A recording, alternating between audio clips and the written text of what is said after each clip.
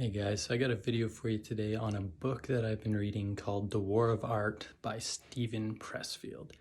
And so in this book, he brings up a really important point about this invisible enemy in essence. It's like an energy that's always weighing on us, always around us, and preventing us from being our best self. It's called resistance. Some people would also call it self-sabotage.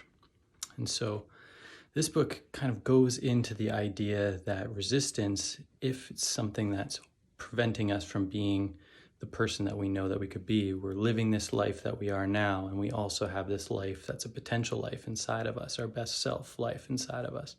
But in between those two lives stands what's called resistance. And so through the book, he articulates what resistance actually is and the ways that it manifests in terms of blocking us from actually getting to where we're trying to be or who we're trying to be.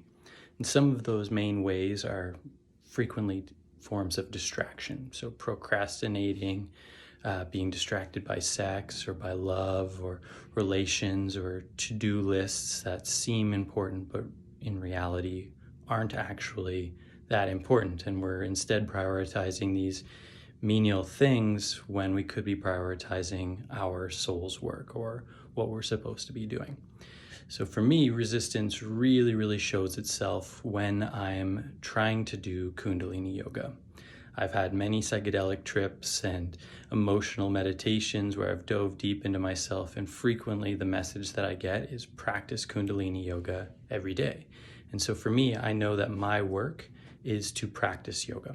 So to be doing the spiritual development of myself, and then in all things that I apply myself to, then I will be getting that work done as I go about my day. And so the way that the resistance shows up for me is I am constantly distracted. As soon as I get up, first thing I want to do is check my phone or have a coffee or a matcha or food or anything other than doing the actual work. And even though I know that if I don't do it first thing in the morning, I'm not going to do it. There's going to be something that comes up, and then something, and then something, until I go to bed, and maybe I'll have a chance to do it then, but my energy levels to make a decision at the end of the day are going to be very low. So the resistance in me, because I'm doing something that's forcing myself to evolve, or it's something that my heart is calling me to do and constantly calling me to do, that's the thing that's going to have the most resistance or the most oppression or self-defeating aspects arise around, because that's the thing that my heart is needing to do.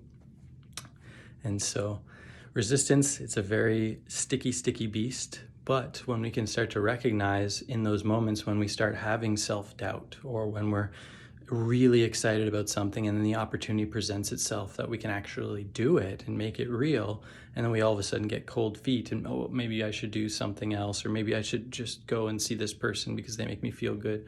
Whatever that resistance, however it manifests for you, it'll manifest in the way that's most powerful over you, because it wants to try and crush that part of you that's trying to evolve. It wants to keep you at bay, living the life that you're living rather than the potential life that you could be living and know that you can be living. So once that resistance comes up and we can recognize that oppressive force that arises within us, then we can take the steps to just, okay, let's just step forward in that direction. Let's just take a little bit of a movement in that direction. Let's sit down and do the writing. Let's sit down and do the journaling. Let's sit down and do the meditation or the spiritual practice. Even if it's only for 5 minutes, that's all might need for you to be considered doing the work. That's all it could need, is maybe 5 minutes, 7 minutes, 11 minutes, 20 minutes, whatever that is for you. I know for me, I have to be doing physical practice. I have to move for at least 20 minutes a day, 10 to 20 minutes a day, and then I need to meditate for at least 10 to 20 minutes a day as well, just for me to feel actually complete inside of myself. And I get a shit ton of resistance whenever I try to do either of those things, even though I know in my heart and I know in my mind that once I do this task, I'm going to feel amazing. That's where the resistance comes in. It's not doing the thing, because doing the thing is enjoyable. It feels amazing. It's sitting down and doing the thing. It's having the discipline and the self-control or the entrainment within yourself to actually sit down and do the thing. That's how we overcome resistance, is we do the thing. And so when we recognize that oppressive force, I encourage you to take action to overcome it.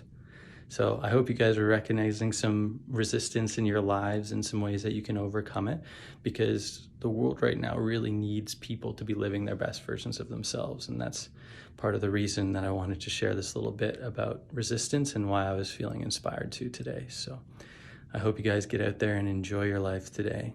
Share the best, brightest version of yourself and overcome that resistance. Art of War, Stephen Pressfield.